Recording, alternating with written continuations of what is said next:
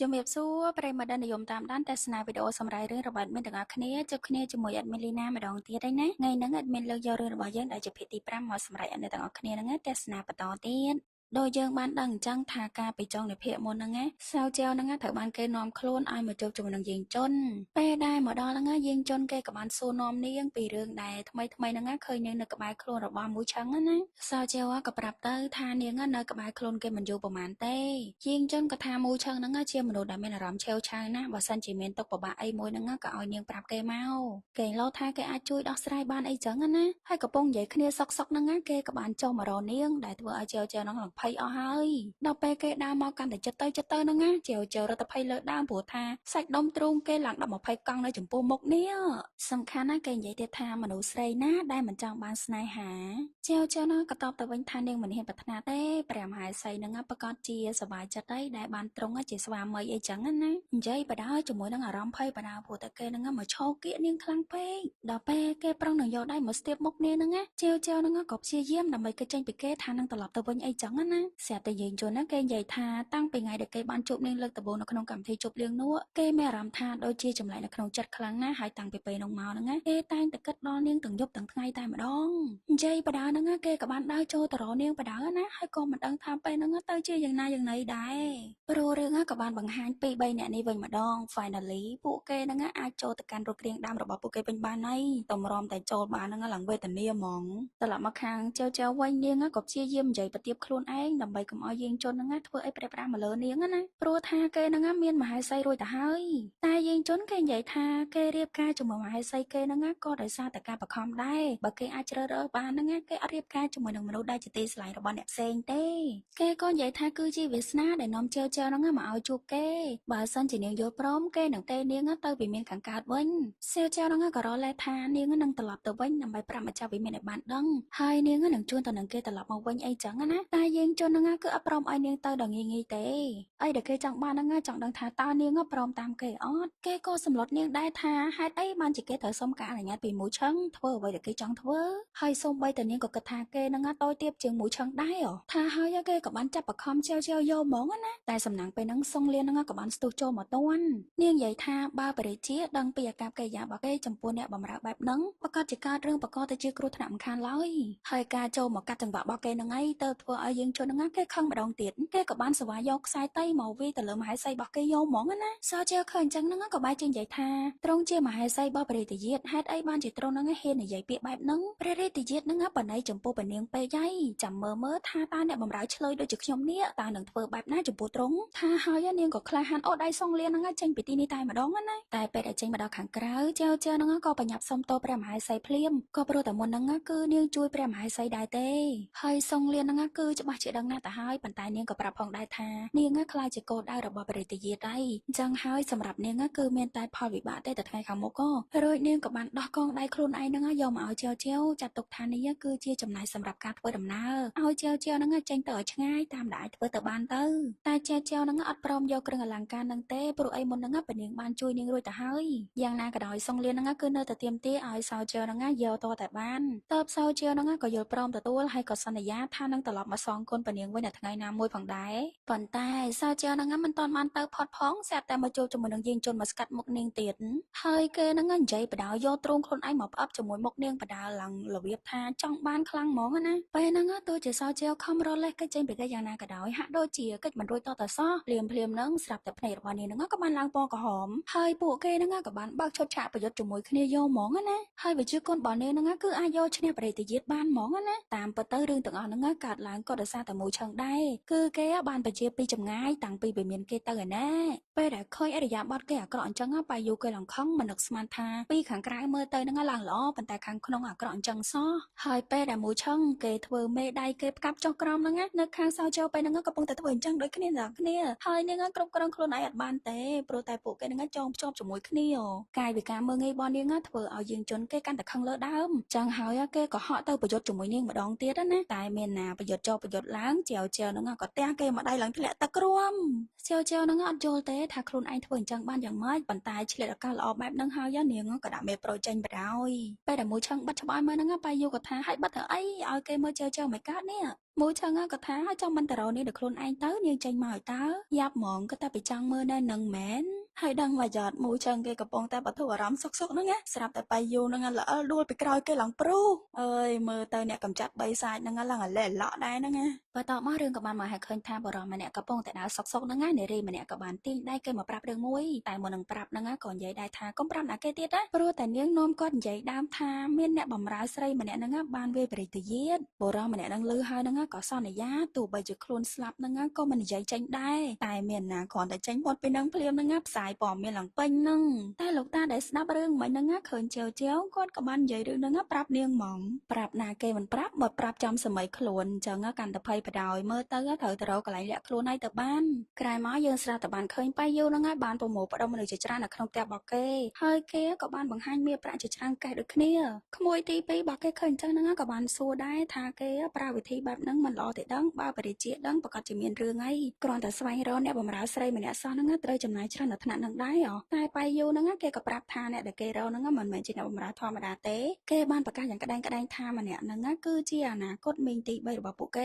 េបញ្ជាក់ទៀតថាឲ្យតែណាគេរកឃើញសៅជើហ្នឹងបានមុនគេប្រាក់រង្វាន់ទាំងអស់ហ្នឹងនឹងខ្លាចជារបស់ពួកគេហើយនៅខាងជើឯនេះវិញក៏បានឃើញថានាងបានរត់គេខ្លួនពិតមែនមកដល់កន្លែងមួយហ្នឹងឡើងស្ងាត់ចងំសំខាន់ពេលហ្នឹងមានខ្យល់បក់ស្លឹកឈើធ្លាក់មកឡើងច្រើនក៏មិនដឹងថាជាកន្លែងណាដែរហើយគ្មានមនុស្សនៅទីនេះសូម្បីតែម្នាក់ក្រៅពីនាងក៏ពងតែដើររមើលសុកហ្នឹងស្រាប់តែព្រះច័ន្ទហ្នឹងក៏បដូរពណ៌ទៅជាពណ៌ក្រហមអាយជើកំពុងតែអង្គុយឃ្លានសុកហ្នឹងក៏ស្រាប់តែមានសមោលអីមួយរត់វឹងពីមុខនាងឃើញអញ្ចឹងនាងចាប់ផ្ដើមភ័យហើយព្រោះតែអត់ដឹងថាហ្នឹងគឺជាអីគេផងហ្នឹងប៉ុន្តែពេលដែលនាងអត់មើលម្ដងទៀតទៅក៏ស្រាប់តែបានឃើញកូនឆ្កែមួយក្បាលហ្នឹងនៅទីនេះហើយមើលទៅកូនឆ្កែហ្នឹងដូចជាប្រហែលដូចជាឆ្កែដែលលើនាងបានឲ្យចំណីការពីលើកមុនខណៈពេលដែលចៅកំពុងទៅលេងជាមួយកូនឆ្កែហ្នឹងក៏បានឃើញសមោលខ្មៅកំពុងតែលបមើលនាងដូចគ្នាហើយភ្លាមហ្នឹងសមោលខ្មៅមួយហ្នឹងក៏បានបង្ហាញមុខនៅចំពោះមុខចៅ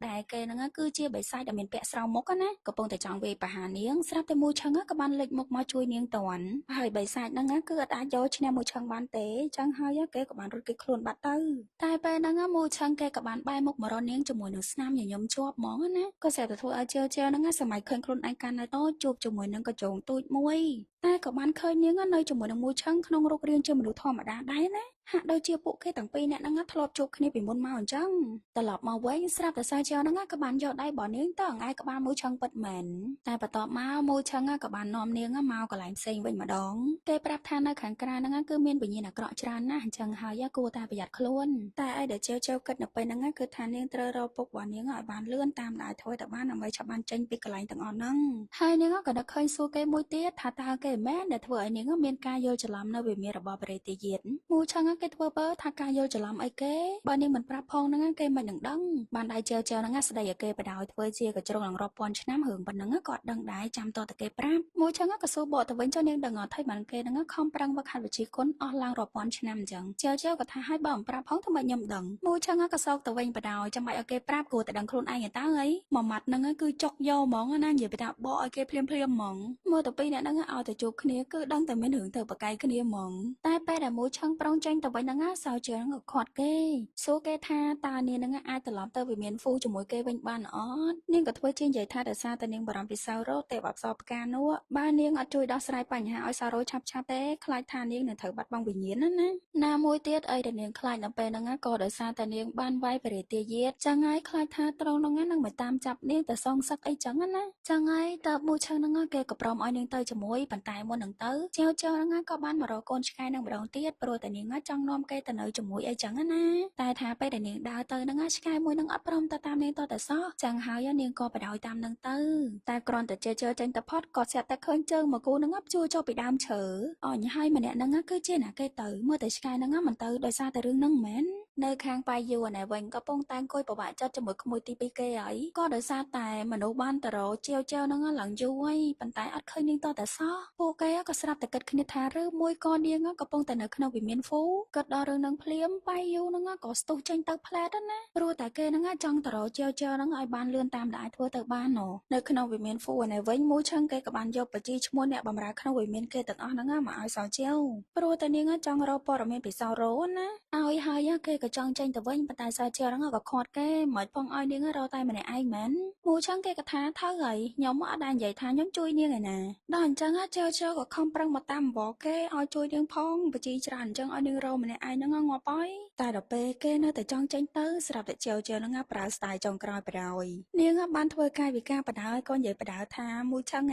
ពួកយើងទាំងពីរនាក់គឺជាបងប្អូនល្អនឹងគ្នាហើយនាងក៏បានរំមកបាត់ឲ្យមួយឆឹងមើលតែម្ដងណាហើយតែចង់ឲ្យគេជួយណោះតែបានផលពិតមែនណាព្រោះតាមួយឆឹងពិតជាមកជួយរកជាមួយនាងពិតមែនពេលហ្នឹងពួកគេហ្នឹងក៏នាំគ្នាជួយរកអ្នកបំរើដែលមានឈ្មោះរូនៅក្នុងហ្នឹងស្រង់ដាក់กระดาษមួយជាមួយគ្នាព្រោះតែពួកគេក៏មិនបានដឹងច្បាស់ថាឈ្មោះសៅរូមពិតប្រាកដហ្នឹងគឺជាមួយណាដែរហើយរកចុះរកឡើងហ្នឹងឡើងពួកគេងុយដេកពេលហ្នឹងមួយឆឹងគេបានដេកលក់បាត់ទៅហើយចំណែកឯចៅយើងនេះងោកចុះងោកឡើងស្រាប់តែនាងហ្នឹងក៏បានងក់ទៅថើបចំធ្វើរបស់មួយឆឹងហ្មងដោយសារតែរឿងហ្នឹងក៏ធ្វើឲ្យនាងសម័យចេញជារូបភាពជាច្រើនមកបន្តទៀតអីវាដូចជាអាចកំបាំងរវាងពួកគេទាំងពីរនាក់មិនទេតែសំណាងដែលពេលហ្នឹងមួយឆឹងគេអត់បានដឹងខ្លួននៅឡើយទេអ្វីដែលចៅគិតនៅពេលហ្នឹងគឺនាងឆ្ងល់មែនតើមិនក៏មុខគេហ្នឹងតែងតែលេចឡើងនៅក្នុងចិត្តរបស់នាងរហូតអញ្ចឹងតើនេះមាននឹងអីកើតឡើងដល់ពេលឃើញថាមួយឆឹងគេភ្ញាក់ឡើងហ្នឹងចៅក៏បានធ្វើពុតជាដេកលក់មានណាដល់ពេលឃើញអញ្ចឹងស្រាប់តែមួយឆឹងហ្នឹងក៏បានដេកមើលមុខនាងតែម្ដងហើយគេហ្នឹងឡើងញញឹម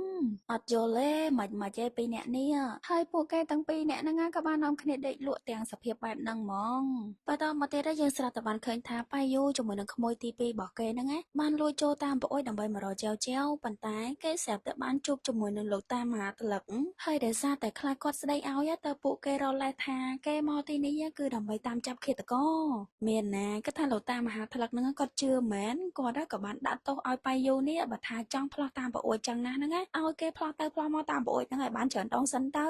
ចាប់បដ ாய் មកហ្នឹងដោយធ្វើទរណកម្មខ្លួនឯងអញ្ចឹងចំណែកនៅខាងតួឯកយើងវិញពេលដែលចៅដេកលក់ហ្នឹងមូឆឹងគេក៏បាន3នាងយកទៅដាក់កន្លែងដេកបានត្រឹមត្រូវផងដែរតែពេលហ្នឹងចៅក៏បានដេកកោយដៃ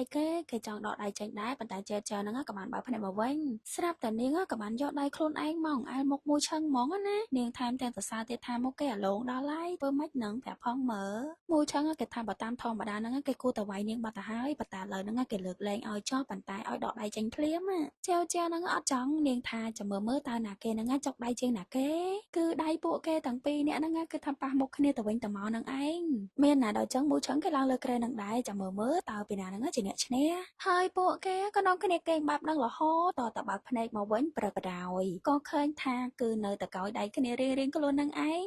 មើលទៅម្នាក់ហ្នឹងខ្លាំងរៀងខ្លួនហ្មងណែតែចង់ប្រាប់ថាពួកគេហ្នឹងឡើងស្និទ្ធគ្នាដល់ហើយនេះយើងមកមើលខាងលើនាងជាមួយនឹងម៉ាជីនវិញម្ដងម៉ាជីនហ្នឹងបាននាំលើនាងមកផ្ទះបាយញ៉ាំអាហារជាមួយគេទៀតហើយពេលហ្នឹងលើនាងក៏បាននិយាយពីប្រវត្តិរបស់នាងប្រាប់ឲ្យម៉ាជីនបានដឹងផងដែរថានាងមកទីក្រុងហ្នឹងដើម្បីស្នាក់នៅជាមួយនឹងសាច់ញាតិប៉ុន្តែមិននឹកស្មានសោះនាងចាញ់បោកពួកគេហ្នឹងបានយកនាងទៅលក់នៅផ្ទះបងណាគ្រាន់តែលើអញ្ចឹងម៉ាជីនគេឡើងហួចចិត្តដែលសាច់ញាតិនាងហ៊ានធ្វើដល់ថ្នាក់ហ្នឹងលើនាងក៏ប្រាប់ទៀតថាពេលហ្នឹងអ្នកដែលបានជួយសង្គ្រោះនាងគឺជាសោចៅយើងនឹងឯងនាងអត់មានភ័យខ្លាចជាមួយនឹងរឿងគ្រោះថ្នាក់អីទេក៏បានជួយសង្គ្រោះនាងចេញពីផ្ទះបងហ្នឹងណាម៉ាជីនឮហើយគេក៏លន់មាត់ថាមិននឹកស្មានថាសោចៅហ្នឹងគឺជាមនុស្សដែលមានទឹកចិត្តល្អអញ្ចឹងសោះហើយលើនាងហ្នឹងក៏បារម្ភអីនៅជាមួយនឹងចៅវាយរបស់គេគាត់ប្រកាសជាមើលថែចៅឲ្យបានល្អមិនខានឡើយលើនាងក៏សួរបញ្ជាក់ដែរថាប្រកាសអត់តែម្ចាស់វិមាននឹងមើលថែចៅ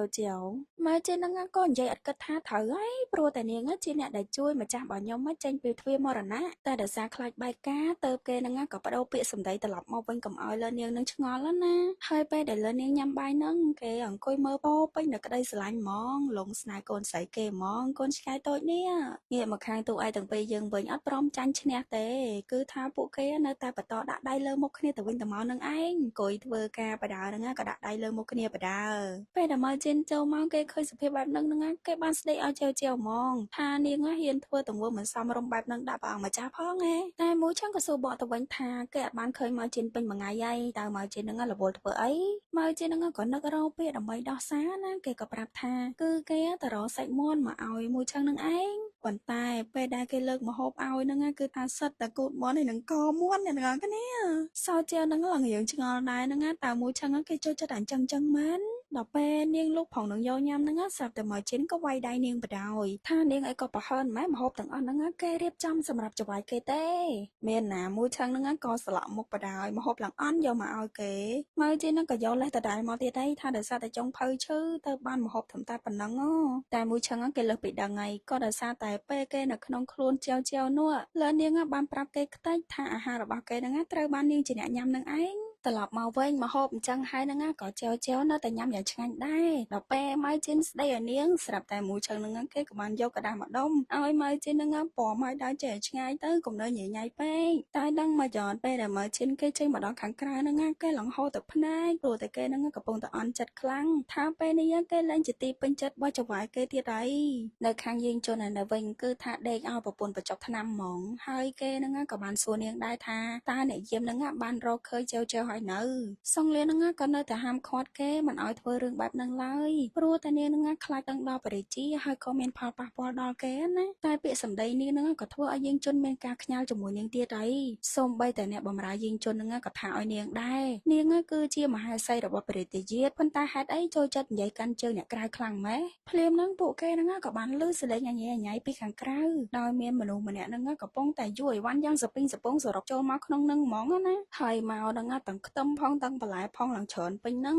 ដែលម្នាក់ហ្នឹងគឺជាប្អូនប្រុសរបស់សុងលៀនគេគឺមានឈ្មោះថាសុងយីឆឹងមកដល់ហ្នឹងក៏បានយំទួញសោកប្រាប់បងស្រីថាឪពុករបស់ពួកគេហ្នឹងបានទទួលមរណភាពបាត់ទៅហើយដែលគេមកទីនេះក៏ដោយសារតែឪពុករបស់គេបានផ្ដាំជាលើកចុងក្រោយថាឲ្យមករកបងស្រីដើម្បីឲ្យនាងហ្នឹងជួយរកការងារឲ្យគេធ្វើមួយសុងលៀនក៏ថានៅហ្នឹងអត់មានការងារស័ក្តិសមនឹងគេទេឲ្យគេត្រឡប់ទៅវិញទៅតែយីឆឹងហ្នឹងក៏ប្រកែកថាបញ្ញាប់ដេញគេទៅណាគេអត់ទាន់បានជួបនិយាយជាមួយនឹងបងថ្លៃគេផងហ្នឹងចឹងហើយគេក៏បានចូលមករកយាងជន់ដោយបាននិយាយពាក្យជាច្រើនសូមឲ្យយាងជន់ហ្នឹងទុកគេនៅក្បែរខ្លួនទៅយ៉ាងណាក៏ដោយក្នុងនាមគេហ្នឹងជាសាច់ថ្លៃនឹងគ្នាគេចង់នៅក្បែរបងថ្លៃដើម្បីជួយមើលការពារបងអីចឹងណាគេថែមទាំងនិយាយទៀតថាឲ្យគេធ្វើអីហ្នឹងក៏គេព្រមដែរសូម្បីតែរឿងបថុយជីវិតដោយសារតែលើពាក្យហ្នឹងហើយទៅយាងជន់ហ្នឹងគេពេញចិត្តស្ដោកចឹងហើយគេក៏យល់ព្រមឲ្យយាយឆឹងហ្នឹងនៅក្បែរខ្លួនគេតែម្ដងក្រោយមកទៀតស្រាប់តែបានឃើញយាងជន់ហ្នឹងគេទៅណាមិនដឹងទេបាននាំកងទ័ពគេហ្នឹងទៅឡើងច្រើនអ្នកហើយមានកាន់ដៃកាន់អីទៀតមកងាកមកខាងតួឯងទាំងពីររបស់យើងវិញក្រោយពីអង្គុយទៀងបជីឈ្មោះអរិយៈពេលជាច្រើនមក